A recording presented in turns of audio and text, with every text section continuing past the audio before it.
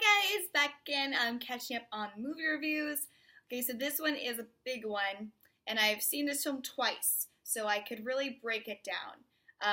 And this is going to be highly an unpopular opinion. So I'm talking about Fantastic Beasts: The Crimes of Grindelwald. As you can see, my whole face lights up talking about it. I am a major Harry Potter fan. I have loved the series since I was 7 years old, and I would start reading the books. That's what got me into reading. I went to all the book the book launches at midnight. I saw the films at midnight. I have been there every step of the way through the series, and I absolutely love it. So, of course, I saw not only an early screening on Tuesday before it was released, I also saw it Thursday night in IMAX. So I've already seen it twice, and I want to see it again.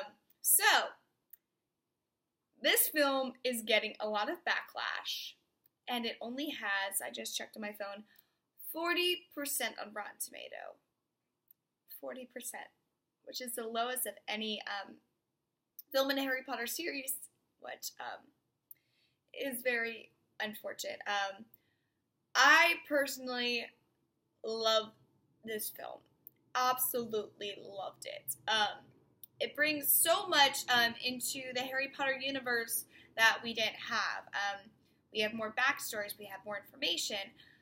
One of the main complaints is about how McGonagall is now in there when it's like, J.K. Rowling wrote this. If she wants to change something, she can. She created the series. You can't tell her, oh no, she wasn't born yet. If J.K. Rowling wants to change it, fine, let J.K. Rowling change it. It's fine.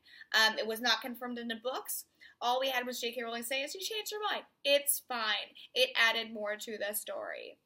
But, so, we pick up this story. It's 6 months after the events of Fantastic Beasts and Where to Find Them. Newt is trying to be able to travel around again because he's banned after the events of New York. He is banned. We meet his brother, who works with Mystery, basically a kind of Percy Weasley kind of character, and Letta Lestrange, who is Newt's friend from Hogwarts, and she's also a Lestrange and a Slytherin, and I love it. I'm here for it. She's amazing. Yeah. So we also see that, so Grindelwald's doing his thing, attacking Paris and everything. And a lot of people are upset about Johnny Depp casting. Oh well, Johnny Depp is killing it as Grindelwald. Whatever.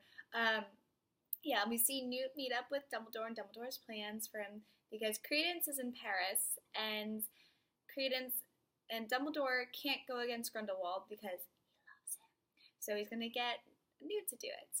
And let me say that Jude Law did an outstanding job playing Dumbledore. We see the compassion and everything we loved from this man from the beginning. It's so nice to see a young Dumbledore.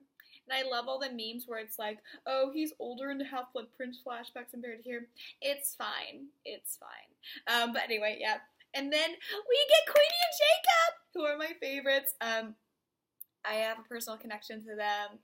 When Dan and Allison came to Dallas, and this past summer I was Dan, if you remember, I was Dan's handler for the weekends, so he became friends. I absolutely adore this man, so I love them, and Queenie Queenie's my spirit animal. So, and they have their whole thing because Tina's upset because they're together, and then they're in their love, it's a whole thing, it's a whole back and forth. So Queenie goes off and talks to Tina in Paris. Tina's trying to find Credence. Credence has met this woman at the circus who changes into a snake, and we find out, boom, her name is Nagini. So it's Nagini in the beginning. It turns out she has a curse, so she's going to become a snake forever eventually. But she's a good person. So how did she get with Voldemort? We don't know. These are the things I love about this movie. How can a Harry Potter fan not love this movie?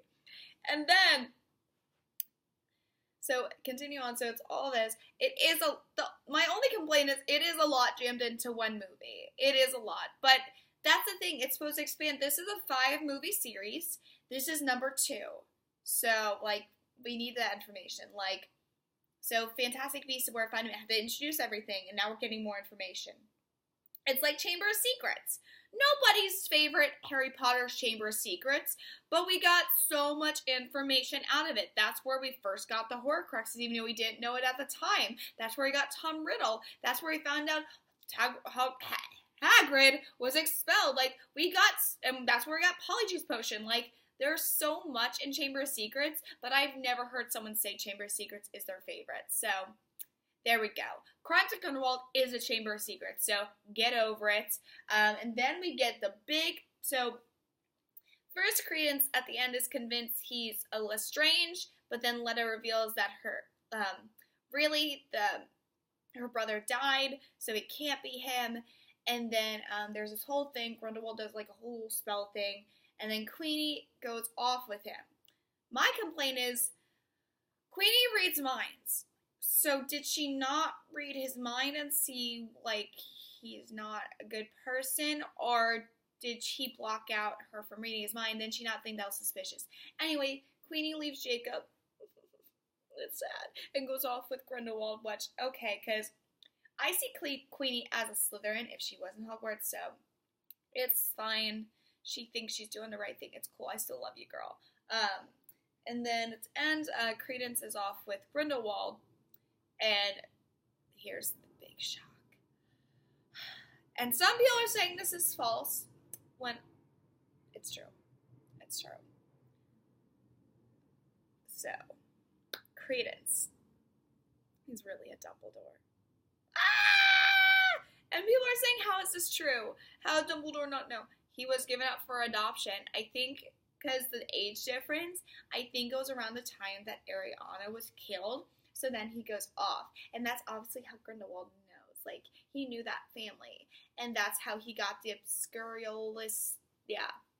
Yeah. So it all makes sense. Like, my Harry Potter heart is so happy from this film, and everyone needs to get over themselves and enjoy the film for what it is.